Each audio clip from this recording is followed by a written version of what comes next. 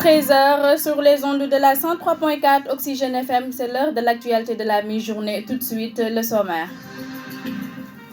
Célébration aujourd'hui des 9 ans de M23, ce mouvement traduisant la manifestation populaire fustigé le ticket présidentiel que Mouché Abdoulaye Wade voulait imposer. Nous parlerons également de la suspension cette année du pèlerinage à la Mecque, une décision émanant des autorités d'Arabie Saoudite qui ont annoncé que le Hajj, cinquième pilier de l'islam, ne va pas se tenir à cause de la maladie du Covid-19 qui sévit dans le monde. Nous y reviendrons. Et puis 64 nouveaux cas positifs enregistrés aujourd'hui au Sénégal, dont 51 cas contacts et 13 issus de la transmission communautaire. 93 patients sont guéris. Cependant, 3 nouveaux décès liés à la Covid-19 sont enregistrés dans les structures ce lundi. Et le reportage du jour s'intéresse aux piétons qui sont exposés à des risques d'accident liés à la traversée de l'autorité malgré l'existence de ces passerelles à la Padoue, une pratique irresponsable que les populations riveraines fustigent et souhaitent l'intervention des autorités administratives. Les pages internationales et sportives au menu vont boucler la première partie de cette édition.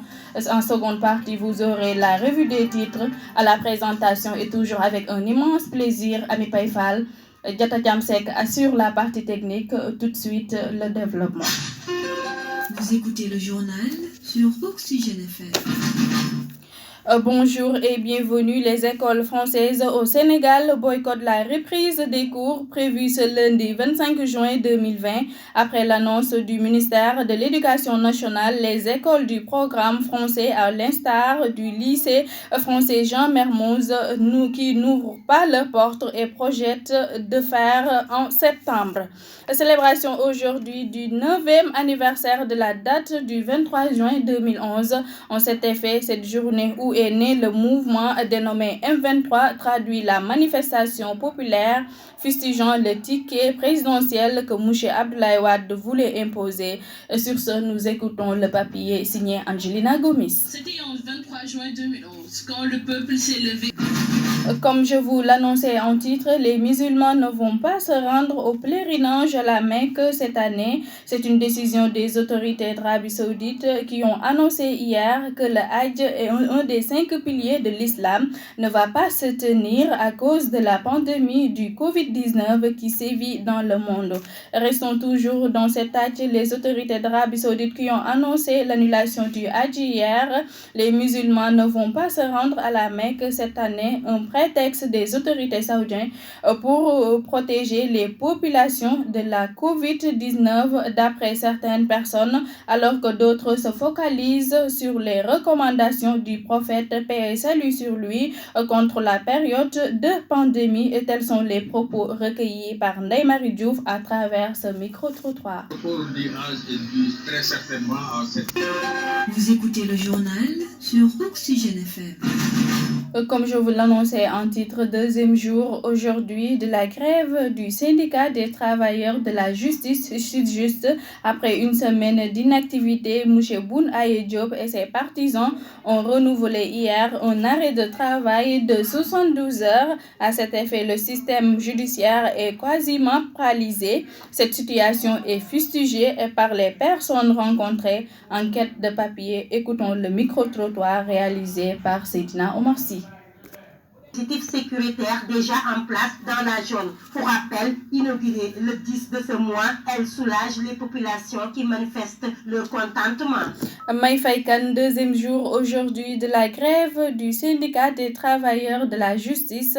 Après une semaine d'inactivité, Mouché Boun-Aye Diop et ses partisans ont renouvelé hier un arrêt de travail de 112 heures. À cet effet, le système judiciaire est quasiment paralysé et cette situation est fustigée par les personnes rencontrées.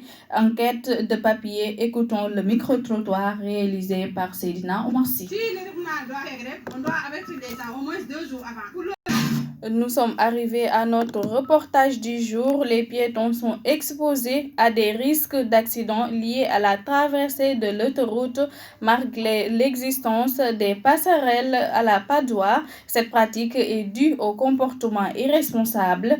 Ainsi, la population riveraine souhaite l'intervention des autorités administratives pour éradiquer ce fléau. Écoutons le reportage de Yassine Jong. Les piétons sont exposés à des risques d'accidents liés à la traversée de l'autoroute. Toutefois, ces derniers doivent prendre conscience de cette pratique dangereuse. C'est illicite, car toute personne qui enfonce cette règle impossible d'une controversion infligée par les passerelles.